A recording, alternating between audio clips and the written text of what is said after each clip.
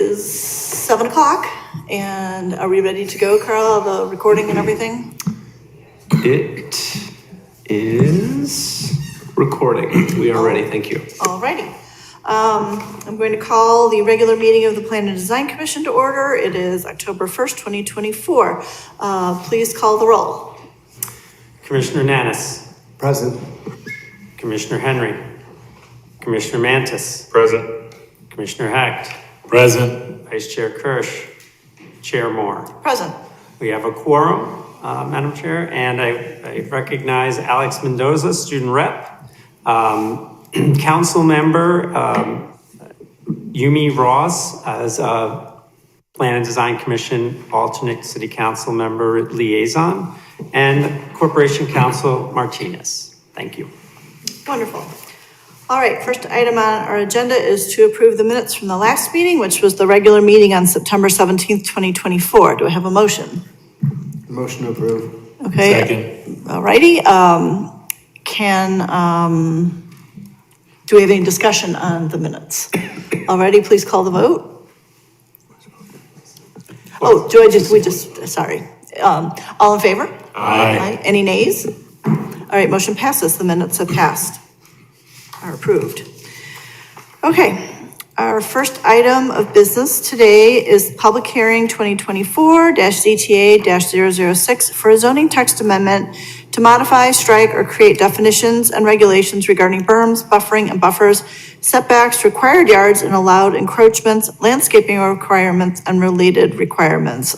This hearing is already open. So Carl, do you have anything for us? Yeah. Yes, I do. Here, let me step up.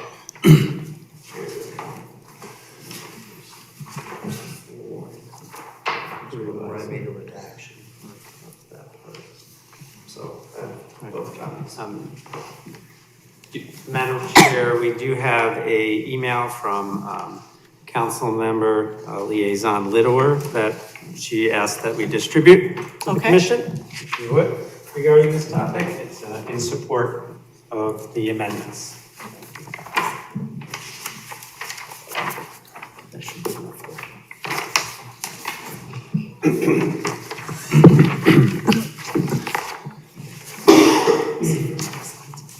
No, city council member, yeah. Okay.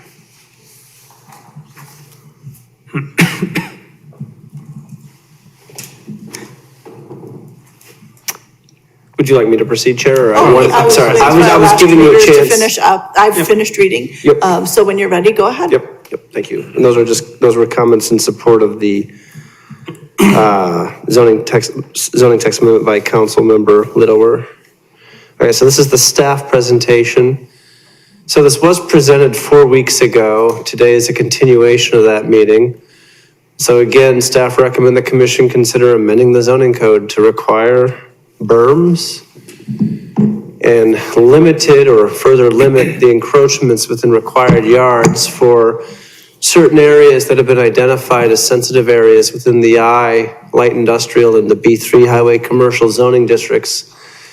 Certain sensitive areas that are proximate to residential areas or residential neighborhoods and areas. And of course, that area was identified 4 weeks ago. It was also identified in the packet and an attachment as well. Of course, if the commission wants, I can put that map back up. If appropriate, if ready, the commission can adopt findings of fact recommending this for approval to move it forward to the city council. This is from 4 weeks ago. It's again just reiterating that berms can be very effective buffers. And as I stated 4 weeks ago, essentially they're small hills, earthen hills, and they have landscaping on them, and that landscaping is elevated to start, and so it just achieves a superior screening and buffer. This photo is from the Highland Park Hospital. It's from Google. This photo I took, it was also 4 weeks ago. Though I did add to this one, so the actual height of the berm, this is the city's, it's a fueling station and a police training facility, and there's a salt dome all the way in the back. So the actual height of this berm is 7.87 feet in height, and the approximate depth to achieve that height is 70 feet in depth. And then just by way of comparison, so the commission can try to understand, what are these heights and the associated depths? What was originally planned here was a 5 to 6 high foot berm. And to achieve that height, it was an approximate 50 feet in depth. And of course, all that was in the report as well. So 4 weeks ago, the commission gave us feedback and staff responded. We responded directly in the report, and then we made several modifications to the proposal. I'll just run through that right now. I believe I only have 3 slides left, including this. So there was discussion about design review and concern for primary entrances and visibility. Staff further reviewed the code and would just point out that buildings can still be developed with access aligning with the driveway. There are, design, we speak hypothetically, obviously, but there are design options always available to applicants. But we'll point out, as staff did in the report, that when in conflict, the berm requirement will supersede. And again, this is not a requirement that's going to be for every commercial area in the city. This is for an area identified as those particular sensitive areas. Then there was also a question of height of berms and how should that be judged or required or measured based on how you can have varying site topography. And again, staff responded to that comment in the report, but the purpose of the berms is to screen from the property line, and therefore in staff's opinion, it makes sense that the berm be measured from the grade of the property line that the berm abuts. And then for changes, so 2 slides here. So 1, require berms be provided to screen from residential uses in districts, same as 4 weeks ago. So then staff further reviewed height requirement, and staff is proposing that the berms be a minimum of 1 foot high plus 1 foot of additional height for every 15,000 square feet of lot area, up to a maximum of 8 feet in height. And of course, you may end up with fractions. That's fine. You don't have to round for this. A berm can be 4 feet 4 inches, 4 feet 9 inches. So just whatever the math is would be the requirement for the height.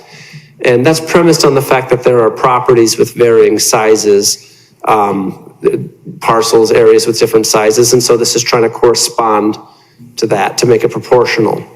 The planting requirement is the same. These berms must be planted with at least 2 plant units per 100 linear feet. The idea of a plant unit is over there. Staff did cite where that came from, the village of Bannockburn.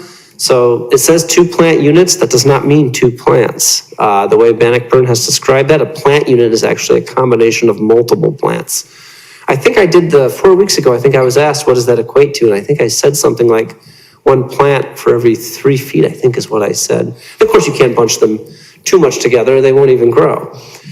And then the last comment I have on this is just that should this proceed and move towards codification, staff will, of course, include something in there that properties that are contiguous and in common ownership have to be considered one zoning lot. You can't just create new parcels to get yourself out of the berm requirement. And then this is my last slide. And this is also very similar to the one 4 weeks ago. In fact, the first bullet point with the 2 sub-bullet points is the same. The only thing I will add, and this is also in the report, I should also add, so those are the required zoning districts, those are the required yards for the I and B3 zoning districts. However, I want to point out that when a planned development, a PUD, is triggered, there may actually be more restrictive yard requirements. There's language, and it was cited in the report, where if it's a planned development, the required yard is the more restrictive of what either that underlying zoning district requires or the adjacent zoning. And then below, again, just reiterating that the idea is that these required yards are going to be further regulated with limited encroachments to make them more oriented to being buffers for the surrounding neighborhoods. So no off-street parking, no accessory buildings or structures, no exterior lighting, no trash or no refuse containers, no other storage or enclosures, no stormwater detention or retention facilities or uses be allowed within those required yards, with the exception of the berms, landscaping, buffering, ornamental or decorative accessory structures, and of course, gates, fences, and access drives. That's the presentation. Thank you. Thank you. Does the commission have any questions for staff? Just have one quick question, maybe toward Corporation Counsel. How do you define common ownership? Our code actually, I believe, does define ownership. I haven't looked at that in a while, but my understanding is if it's just the same, whether it's the same person or the same legal entity. Okay, because the reason I'm asking is, let's say we're at Park Avenue and 41 where there's the old CVS and then Zen Leaf and then a few others. If somebody bought all those, they're separate, I think they're all separately owned, I'm not sure. And you put them in different LLCs, it's the same people, but then, and I realize the property's grandfathered, but say they were gonna redevelop it, you wouldn't have common ownership. And so it wouldn't be one zoning lot, and they would not have to build as high of a berm because there wouldn't be as much square footage per zoning lot. Potentially. Is that, I don't know if that's something that can be dealt with. We've actually looked at this in the past. The policy has been that you cannot try to get around this idea of common ownership by having separate LLCs, which are, when you pierce the corporate veil, are owned by the same entity or the same managers in that case. And so common ownership, in that case, that example that you provided, would still be held by those LLCs as one zoning lot. So you would consider that even if, that's the only thing, the only issue when I saw it, I'm like, wait, there's a big hole here. So I just wanted to make sure, that's why I was asking about the definition of it. Also, you can't build across the lot lines either, right? So that requires relief as well. Well, that's So- true. Well, that's the other thing I was going to add is that. I don't know how it's subdivided. It's a separate point that I'm making, but if somebody tries to play games like that, you also then get caught up in that you can't do that by right. Right. And that's Yeah. what I was going to So say, because what was written in the report is not the only protection on how the city, on how the code defines what a zoning lot is. And there are other trigger points that may potentially require it to also be treated as a zoning lot. And that gets to what the director said about, another thing is you can't build over property lines. Right. Well, yeah, there's then one lots of could say- issues with that, but, okay. I just wanted to make sure, because I saw just a giant hole that I could drive a truck through, so if I can't, great. So, thank you. Any more questions for staff from the commission? All right, do we have any comments from the public?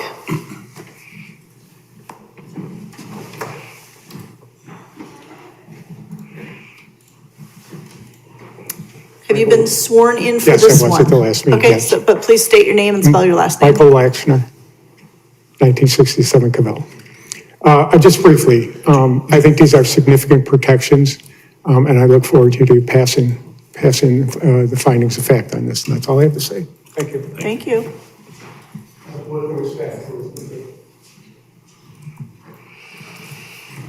Okay, so do we have any questions for the member of the public who came up? No. All right, so our need here is to, we need a motion to adopt the findings of fact recommending approval of this zoning text amendment. So, So moved.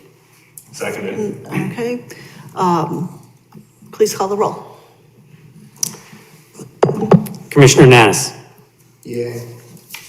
Commissioner Mantis. Aye. Commissioner Hecht. Aye.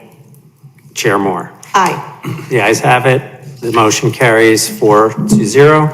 This motion is to recommend to the City Council the amendments, findings of fact, recommending adoption of the code changes described.